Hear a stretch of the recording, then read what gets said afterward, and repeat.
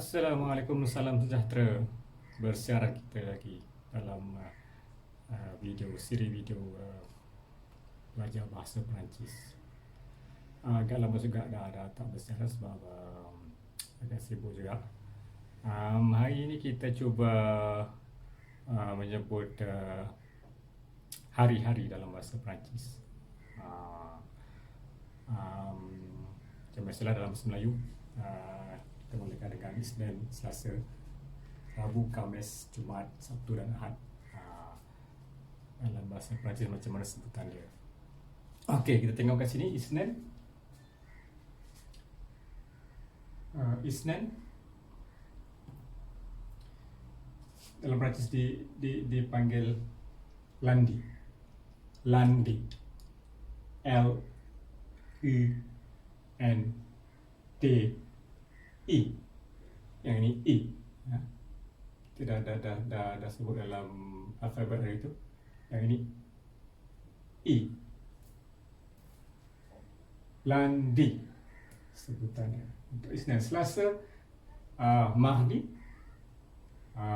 M A R D I. Mardi. Okey. Lundi, mardi. Rabu, mercredi. Mercredi. Mercredi ejaannya M E. Ini E, R C R E D I.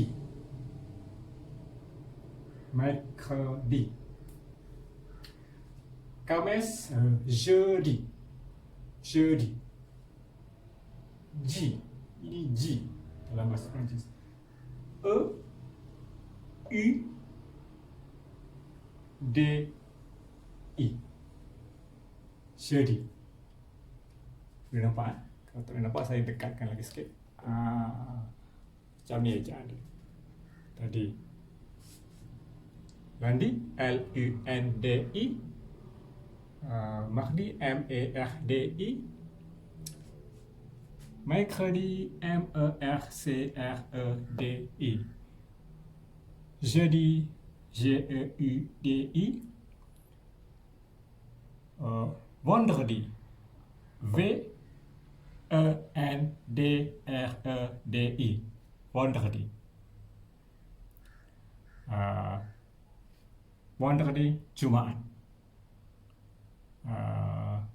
Sabtu, samedi, S A M E D I, samedi. Dan akhir sekali, Ahad, dimanche. Dimanche, D I M A N C H E. Dimanche, Ahad. Okey, begitulah sebutan hari dalam bahasa Perancis. Kita ulangi: lundi, mardi, mercredi, jeudi, vendredi, samedi, dimanche.